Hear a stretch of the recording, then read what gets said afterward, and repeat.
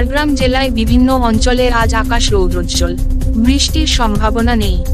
আজ সর্বোচ্চ তাপমাত্রা 31 ডিগ্রি সেলসিয়াসের আশেপাশে থাকতে পারে, সর্বনিম্ন তাপমাত্রা 22 ডিগ্রি সেলসিয়াসের আশেপাশে থাকতে পারে। পুরুলিয়া জেলায় বিভিন্ন এলাকায় আজ আকাশ রৌদ্রোজ্জ্বল থাকতে পারে, বৃষ্টির সম্ভাবনা নেই। আজ সর্বোচ্চ তাপমাত্রা 29 ডিগ্রি সেলসিয়াসের আশেপাশে থাকতে পারে, সর্বনিম্ন তাপমাত্রা 20 ডিগ্রি সেলসিয়াসের আশেপাশে থাকতে পারে।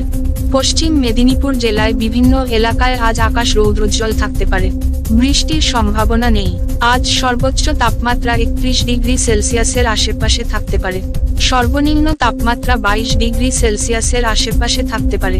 বাঁকুড়া জেলায় বিভিন্ন এলাকায় আজ সকালে কুয়াশা কেটে যাওয়ার পর আকাশ রৌদ্রোজ্জ্বল থাকতে পারে, বৃষ্টির সম্ভাবনা নেই।